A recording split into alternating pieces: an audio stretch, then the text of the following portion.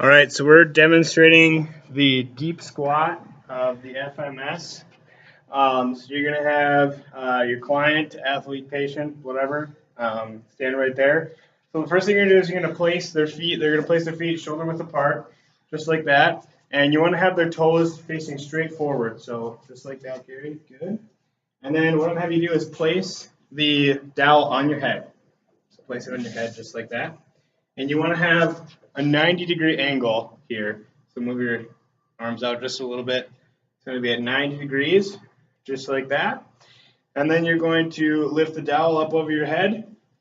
Try to keep as neutral a posture as possible. And then you're just going to try, we're kind of already externally rotating a little bit. There we go, just like that. And go ahead and just try to squat all the way down. That's pretty rough. Okay, so scoring this, 3 would be that they can perform the movement totally perfectly, no compensation. So Gary did not get a 3.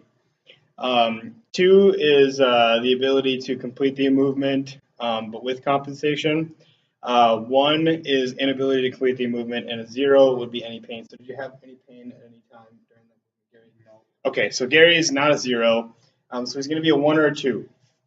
So to see if we can be a 2, I have this block set up behind us here. And what he's going to do is place his heels up on the block. And we're going to position him just the same there. So put the dowel on your head. Make sure that we got 90-degree angle there. And go ahead and raise it up over your head. Do a squat. And come on back up. And that was really good. So we would give Gary a 2 on this movement. And if we do the regular movement from the side, let's just do it from the side real quick without the block. So go ahead and position. Good, perfect. And go ahead up. You can see Gary's heels have to come off the ground. So we know that his dorsiflexion is limited.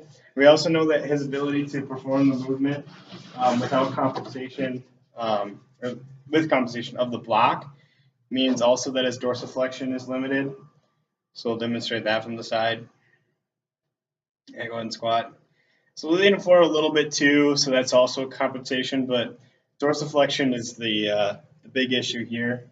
So for a dorsiflexion exercise, what I'll have you do, Gary, is we're going to hold the dowel up just like that, and we'll do this facing sideways, so you face the wall there. And you're just going to get down on this knee, just like that, and you're going to place the dowel out in front of you here, and you're going to keep your heel on the floor and bring your knee forward. Does that try to keep that heel on the floor? Good, right there. And you're kind of going to do like a self-mobilization, so you're going to move this right there. You try to get your knee to the PVC pipe without bringing your heel off the ground, just like that. Good. So you can do it just like that, or you can come to end range and just oscillate, kind of mimicking like a grade 4.